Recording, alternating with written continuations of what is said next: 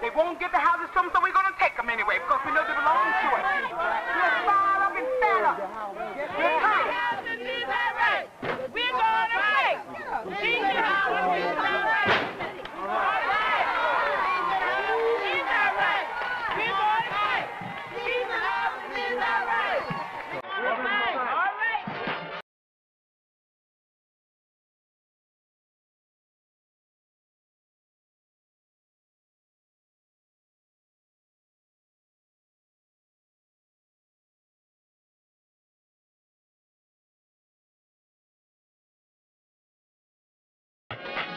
It's like a jungle sometimes. It makes me wonder how I keep from going under. It's like a jungle sometimes. It makes me wonder how I keep from going under. There are about 40,000 abandoned houses here. At the same time, 20,000 poor people need housing. Some people have reacted to this contradiction by breaking into the houses, fixing them up, and living in them illegally. They are squatters, and Philadelphia has the largest number of them in the country. These squatters don't sneak into houses. They move in openly, risking eviction and arrest, publicly provoking the city.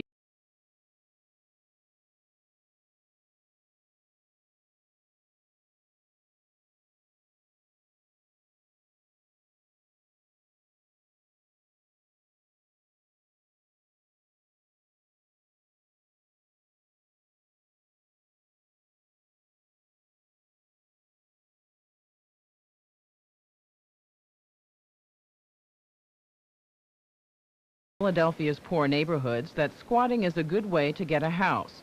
Word was passed on the street, in community meetings, and from storefront church pulpits, like at Pastor McLean's Temple Emmanuel Church. Yeah!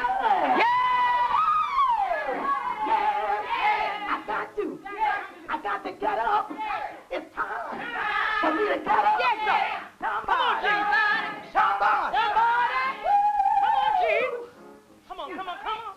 Yeah. Do you hear me? We've been trying to work and trying to open the doors in different communities in Philadelphia and across the country.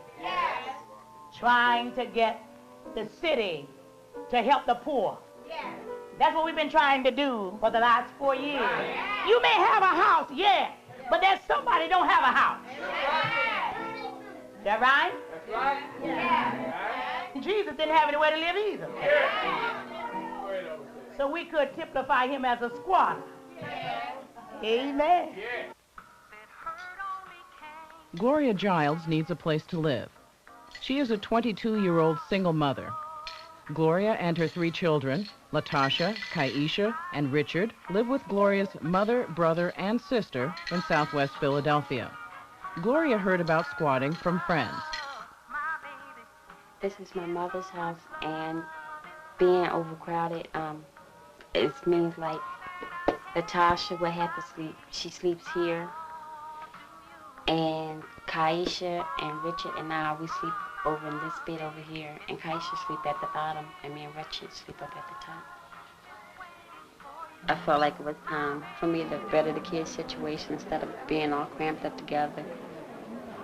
I tried going through housing authority for the project, and they put me on the waiting list, and I'm like still on the waiting list. Gloria made a list of abandoned houses in her neighborhood.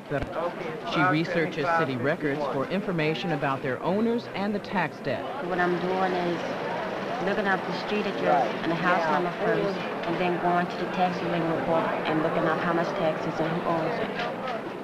Ideally for a squatter, the owner is deceased and back taxes of at least $1,000 are owed. My mother tried to talk me out of squatting because she was saying that if you work and save your money in the long run, you can buy a house, but with the way prices are now, well, I could have did that. Now she's totally with me, and she's hoping I don't go to jail. You asked me about people, squatters. I think anybody that breaks the law is wrong, even though they may holler that they're right. Nathan Weiss is a builder, real estate developer, and landlord in Philadelphia. He buys up abandoned houses at monthly sheriff sales for $500 or $1,000, renovates them, then rents the houses, or sells them for an average of $15,000. Baltimore Avenue, any bid? $500 anymore? Once, twice, third. Sold. $500, same buyer. As a landlord, he knows what causes abandonment. The spiral of inflation, the taxes, the upkeep, the maintenance, it just ran away from the return of the profit. Cancer starts to grow. First thing you know, the tenant's in there a year or two, didn't pay no rent. The owner gives up trying to collect it. He walks away from the property. Now the tenant is getting aggravated because things haven't been fixed. She moves out. When she moves out, the vandals come, and then everything else moves out. The toilet moves out, the bathtub moves out, the plumbing. A lot of times the walls, the partitions, the floors, the bricks even today are valuable. You have abandonment. Representing the national government's point of view is Philip Abrams, the Undersecretary of the Department of Housing and Urban Development. Unfortunately, it's when abandonment starts, it begins to spread throughout a neighborhood. I don't know what the particular problems are in Philadelphia. It's not unique to Philadelphia, and it's a problem throughout many of the particularly the northern and northeastern cities in the country. It boils down to a problem of economic viability. At some point, it is no longer profitable for whoever owns the house to occupy it or to rent it.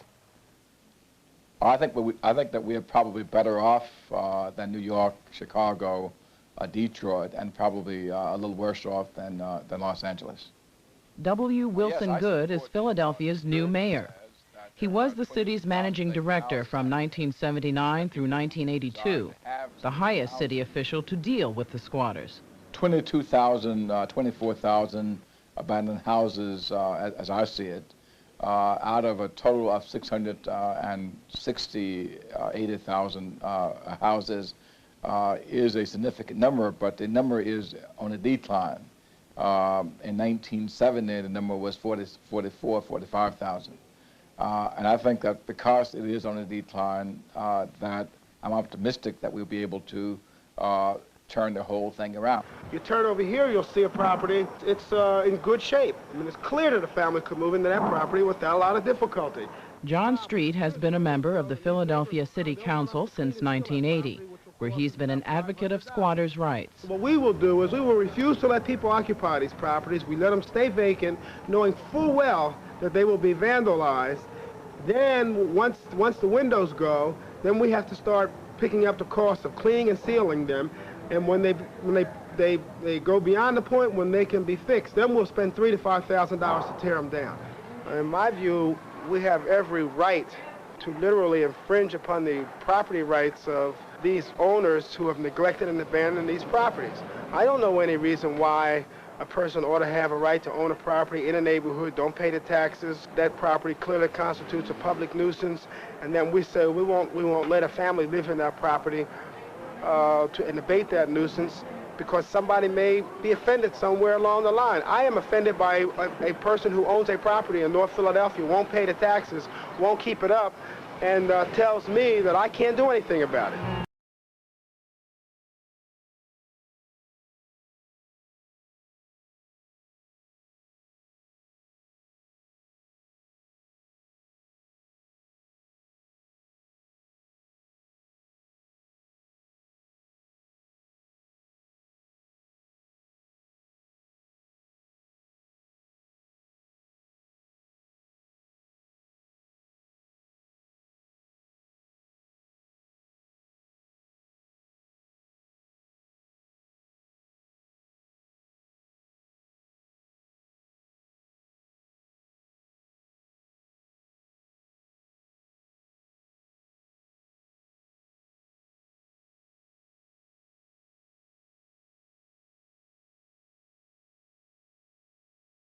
Got impatient and frustrated and began squatting in the empty houses. Gloria chose a house on Divinity Street in southwest Philadelphia and broke into it in March 1982.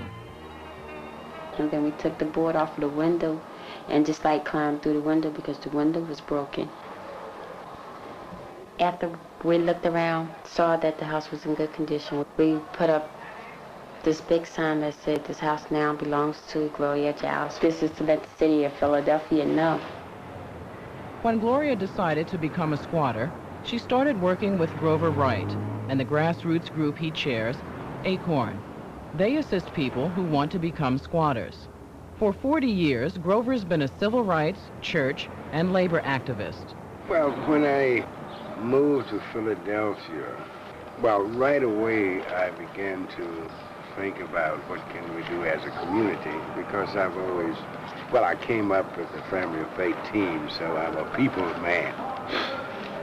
That has always kept me enthusiastic about working with young people. When Gloria first came on the scene, she was very shy, and she was somewhat frightened. She just did a complete turnaround. She felt confident in herself, so that changed her whole outlook on life. And that has been the beauty of Gloria. Right now, we are engaged in the housing situation, not only here in Philadelphia, but across the United States in 7 other cities.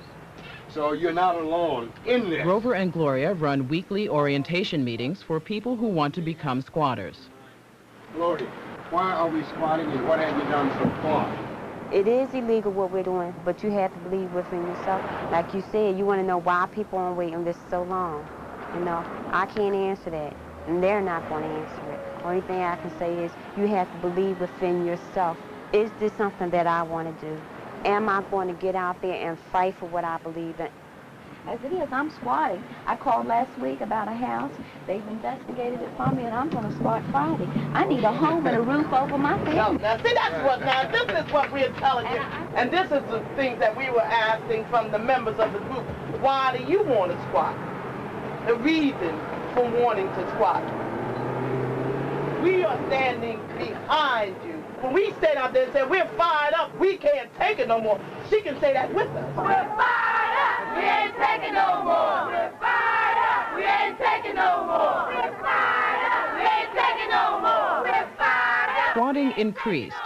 20 houses a month were being occupied by squatters marching from house to house. Getting a house was one purpose for squatting. Getting the city to improve the gift property program was another. Squatters demanded that 200 houses a month be processed by the program.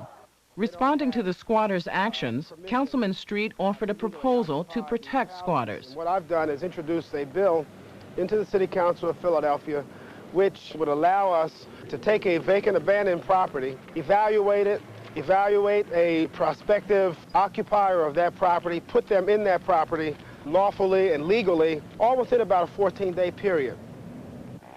Neither Managing Director Wilson Good nor Mayor William Green were endorsing the street bill, and its chances for passage were slim. During 1982, when John Street's bill was pending, the city of Philadelphia spent $4.2 million to demolish over 1,000 houses. 4 city crews worked full-time cleaning and sealing thousands more. The city estimates that 1/3 of these houses are livable. The squatters were getting discouraged about changing city policy. Grover and others brought up the squatters' concerns at every opportunity, like at this meeting for community leaders called by Mr. Good. The issue really is not one of desire or will. The issue really is one, as I see it, of what's legal. Keep in mind that property right is still a fundamental right in this country and in this city. I hear what you're saying about property rights are fundamental, but I think keeping the city viable is fundamental too. Tell me, if you had my job, how would you do it? I would shorten the length of time How? someone would respond to the house that is sitting vacant. You know, we're not homeowners, but we're still people. For Grover, squatting is a form of protest, another case of having to pressure government from below to do the right thing. To Wilson Good, squatting is illegal and counterproductive. He feels that if existing city programs were better administered, the housing problems could be minimized. I'm convinced, based upon all my numbers, that we do indeed have in Philadelphia enough houses to house all the people who are desirous of being housed. Mr. Good was asked, what do you anticipate from the squatters as Philadelphia's new mayor? Well, I expect there will be pressure. I expect there will be expectation which in fact exceeds my ability to perform. And I expect that there will be demonstration and pickets and all those things. But I expect to be a responsive mayor. I expect to, after a year, to put demonstrators out of business in this town. What we are at, not the people, we are at the system. And that's the only way to make it responsive to people, is to act and speak. And I believe Wilson Good has integrity in what he says. However, he's locked into a system, so that's why we're here, to get him to move his integrity into cutting red tape. For now, the city was not responding. The squatters continued taking houses. Meanwhile, squatting had spread to Pittsburgh, Detroit, Dallas, and Boston. In St. Louis, squatters took HUD-owned houses and were arrested. Squatters from all these cities were frustrated by their inability to change housing practices at a local level, so they decided to make a federal case out of it. Come on, Ronald Reagan, you can't hide. It's June 1982. A three-day demonstration, including a series of meetings with federal policymakers, would be held in Washington, D.C.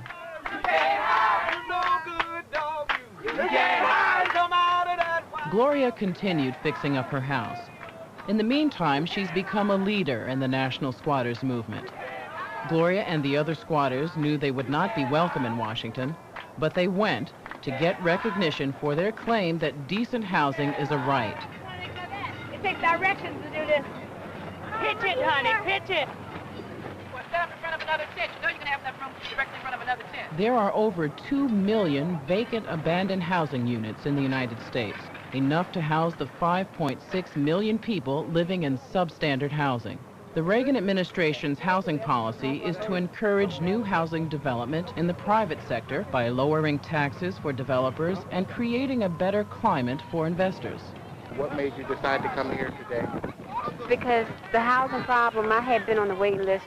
Whiskey probably trying to get that particular house for a couple of months, but I had applied for other properties almost a year ago and they never got back with me. So to prove to them that there is a housing problem, not just in Philly, but all over, we came here to let them know that we're serious about what we're doing. So you have been trying to get in public housing for how long? Public housing for 2 years and get property for a year. It's a shame they don't use a better forum than destroy some of the beauty that's out there right now. So you don't think this is... I don't think it's a proper place, truthfully. No, I think they ought to work through their congressmen, their senators. Like if I had a problem like that, that's where I'd want to start. And it's obvious when you look back out over that countryside there that they haven't enhanced anything. And they're not setting a good standard for themselves, that's for sure. Despite regulations requiring it, Reagan's appointees at HUD refused to protect those who have lost their houses from greedy mortgage companies eager to foreclose. When lobbying, petitioning, and every other protest failed, ACORN members began to squat. We are told that squatting is illegal. And I think to let these houses remain empty when people are willing to fix them up is immoral. I don't think it's necessary to get my attention by bringing in a lot of people to Washington, but if it's necessary in their opinion, they certainly have the right to do it, and I respect their right to draw as much attention as they can to what they consider their advocacy. The squatters had a permit to stay during daylight hours only. To dramatize their objectives, they decided to stay overnight, squatting behind the White House. The park guards harassed us all that first night. They come around and said, open up your flaps and leave the flaps open. 2 blankets, 2 sheets and a blanket, and they want me to take that out there. And they got the kids' clothes in my towel. They said we had too many clothes. They said we had food. We had to get rid of it. The park police said they could stay. but only if they did not go to sleep. We got too many clothes. Now we got too much food. They want to starve us. They want to keep us naked. They want to keep us outdoors, but they're not going to do it. We're going to comply with that. We're going to put all our belongings over here. We're going to put all the coolers out, and we're going to be here until we get ready to leave, because this is our city, this is our country, and we are not moving.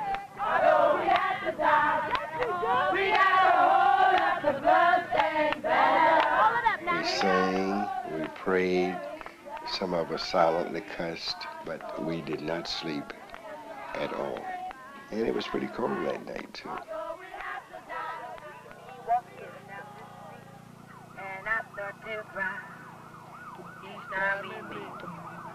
Walk on by, walk on by. Foolish pride, let all that I have left just let me hide. The tears and the sadness you gave me when you said goodbye. Walk on by. The next morning, Grover, Gloria, and the other squatters went to Capitol Hill to tell their stories to the House Subcommittee on Housing and Community Development.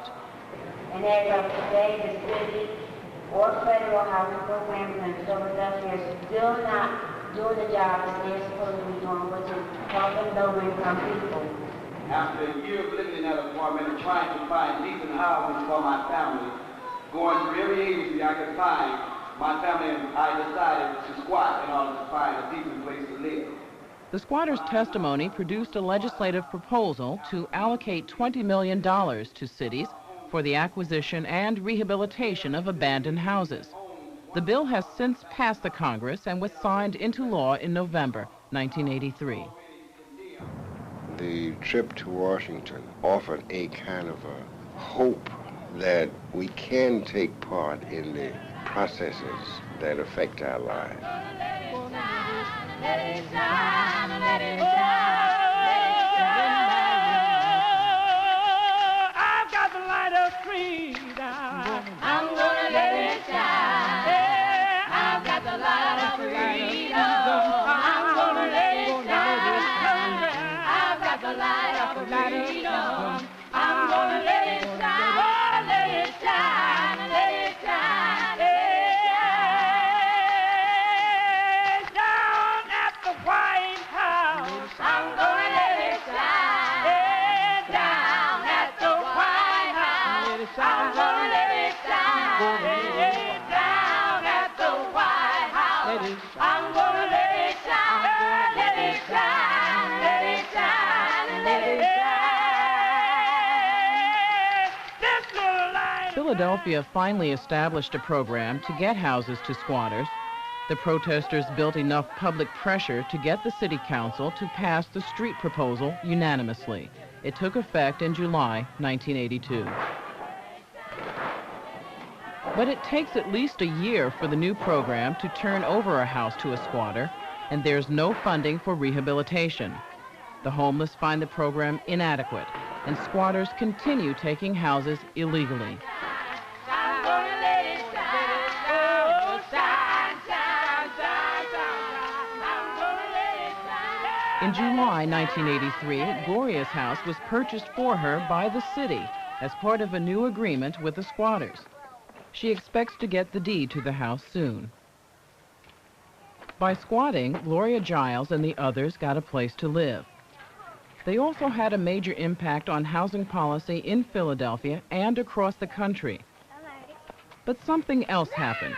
In the process of taking direct political action, their view of themselves and their community has been transformed.